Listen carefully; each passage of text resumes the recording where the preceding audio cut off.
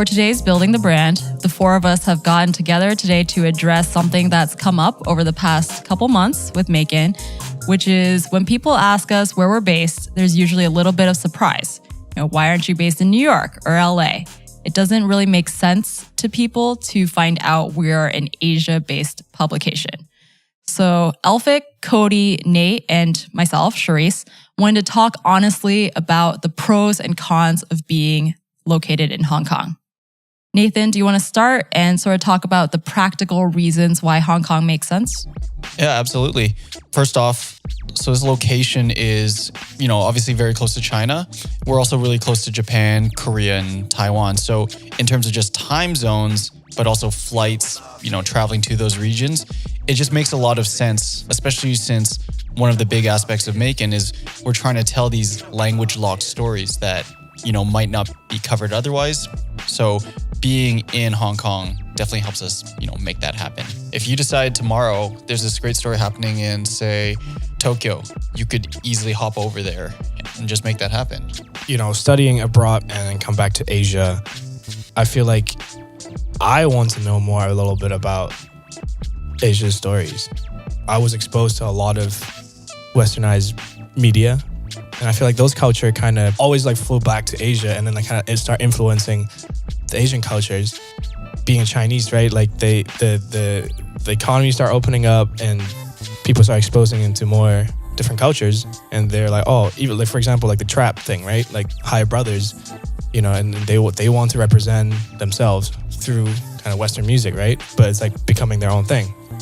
So I think that's one of the reasons why we want to base here. Yeah. Just wanting to know more about this side of the world. Mm-hmm. And the four of us sitting around this table now, we've all studied abroad, right? And we've all come back here. And I think just to add to that, a lot of the, Asian stories that you read or listen to over in the States or in the UK, they seem to be told through the same lens. And I think that just, us being very familiar with what it is actually like over here puts us in a really good position to tell authentic stories.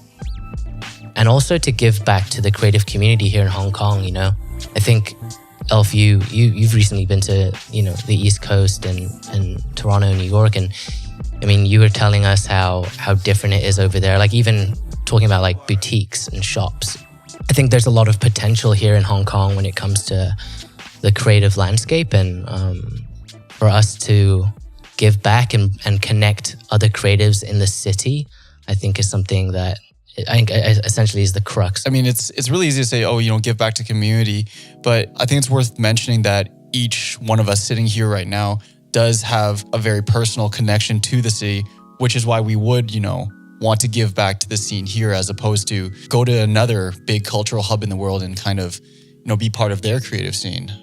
For all the points you just mentioned, there's a time of, tension right now that is great for creativity that we want to be part of.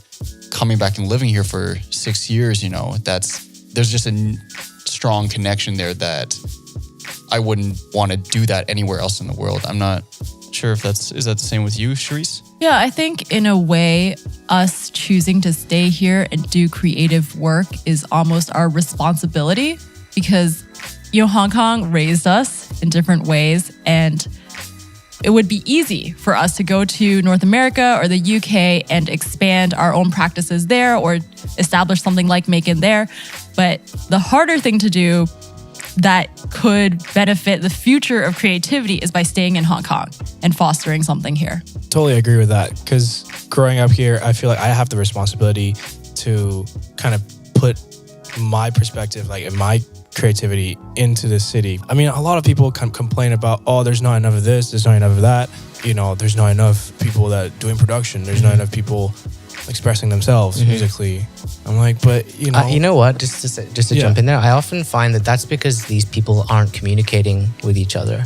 Or the people that aren't being highlighted, which is something we want to bring out as well. It's too much pressure to put on someone let's say Eric Lau, right? He does a great job in his own right, and then also be you need to market yourself better, right? That's not fair to just be you do great creative work, how come nobody knows about you? Well, you're busy doing the creative work. That's why they don't know. So speaking of Eric Lau, I actually been speaking to him while I was in Philadelphia. He's finishing an album with Jazzy Jeff. He always wants to rap Hong Kong, like represent Hong Kong. I mean, wherever he is, like, you know, even though he's based in London, he always say like, you know, oh, I'm from Hong Kong. But there's just always lack of this representative, you know, or communication that's like, hey, we're the work is like growing from here. But in fact, there are a lot, you know, where we're based here in Tai Kok Tsui. I feel like, you know, after moving into this area, especially the office moving into this area, there's just tons of creative people around here that's kind of starting their own thing. Yeah, I mean, like Hong Kong as a city we have so many publishers here, which I think, and it's kind of strange how a lot of the, I mean, I'm not going to name names, but a lot of the publishers here often hide the fact that they're based in Hong Kong. That's another angle for us, is to try champion that, you know, to try be the best Hong Kong-based publication out there and to be proud of that, right? It's very easy to put yourself either, oh, okay, you're from Hong Kong, then you're local. Or you're hiding the fact that you're in Hong Kong, then you're, oh, we're international, we're everywhere. Yeah. You know, so there's never like, you know, a company that's like based in Hong Kong, it's also global, but it's like very proud of it. You know what I mean? It's just I noticed that doesn't just work for, you know, at the larger company / publication level, but, you know, individuals. I think you guys can all agree with me. You've ran into, you know, some individuals that clearly they're from Hong Kong, but they will not admit they're from Hong Kong. Like, oh, you know, I'm from Canada. Or like, you know, I'm from but they clearly, you know, they studied there and then they just came back. So why, you know, it's unfortunate because this city is a great environment to be an individual creative or to start something bigger like what we're doing. And why is that? Right. I think it comes down to authenticity, what the three of you are describing.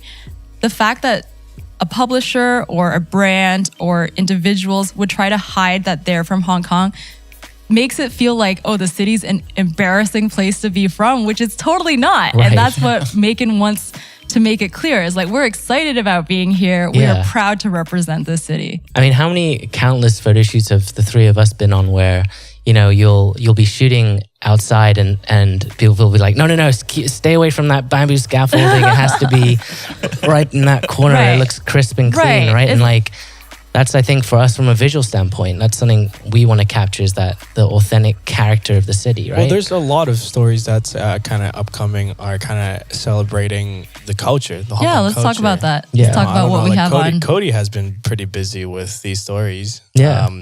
I don't know if we could talk about that now, but you know, maybe you can like give us a little teaser. Well, first off, it's not just been me, but we've all been working on this.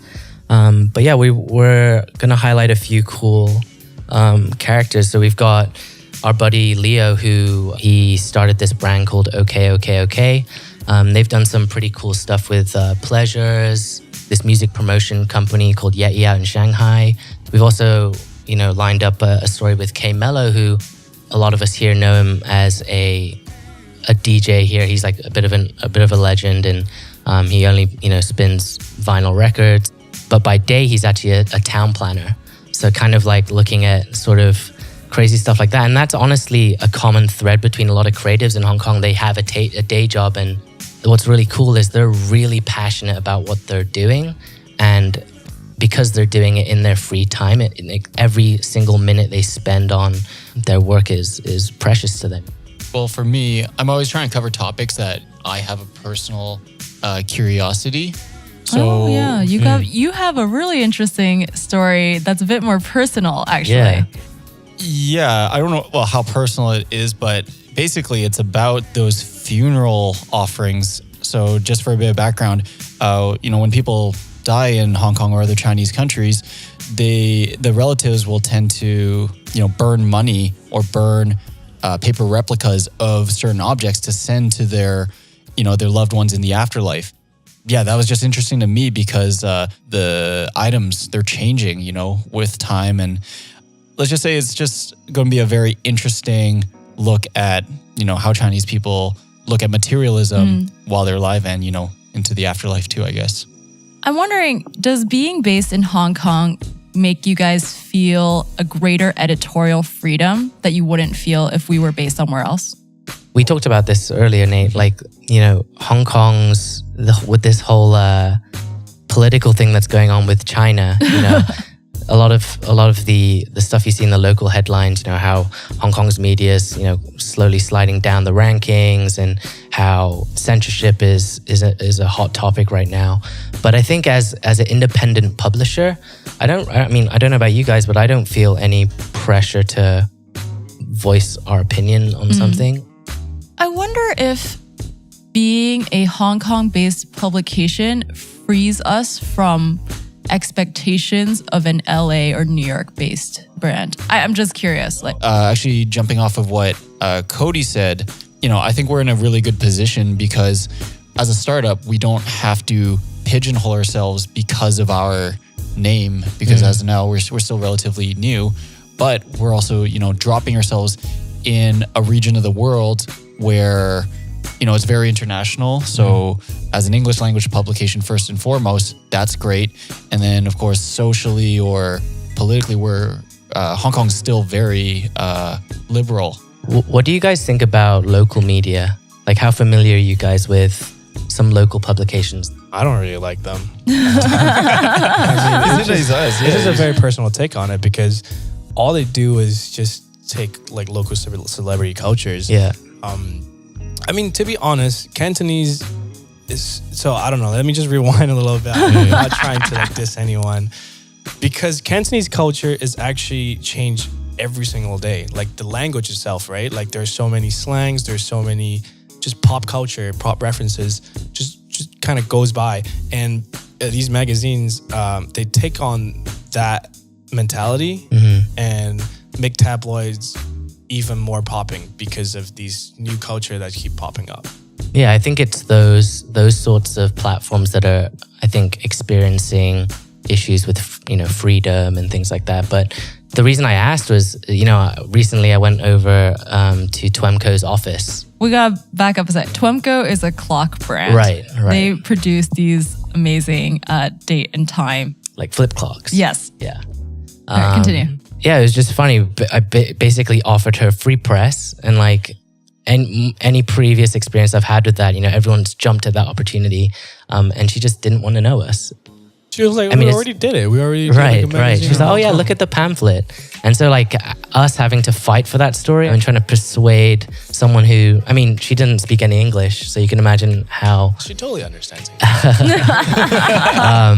But yeah, no, I think that's sort of interesting, like how I could kind of sense that she's obviously, you know, dealt with local media, and she's probably, you know, had to jump through the same hoops, and she's probably tired of doing the same things, answering the same questions. And I think that's where we come in, you know?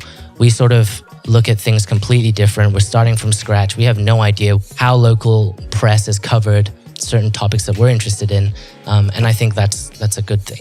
I think we come at things from a genuine, I hope this doesn't sound too highbrow, global perspective, because the four of us and everyone else on the team has a complete mixed background of places we grew up, where we studied. And so we genuinely just want to share whatever is creative and exciting happening in any part of the world. Exactly. Including Hong Kong, including North America, anywhere else, APAC, Europe, etc. Yeah, that's a good point. You know, Elf mentioned this earlier.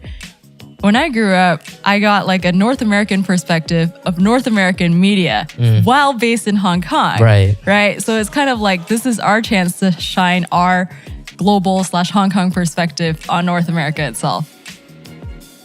Okay, let's do some future forecasting. MAEKAN stays based in Hong Kong for the next 5 years. What would you like to see us do for this city? To attract more high-level creatives to the city. Okay. And for these high-level creatives to, you know, interact and give back to the community. I think that's key. I think we can be a glue for people who are currently here, you know, so they stay here, they don't leave. And then also for me, I'd really like to see young people, fresh graduates, be excited to work in the creative industry in Hong Kong. I think that's a good place to end things for the day. I'm Charis. I also do the podcast, Making It Up with Eugene Can, and that's available on iTunes and wherever you listen to podcasts. I'm Cody, editor of MAEKAN. I'm Elphick, sound engineer.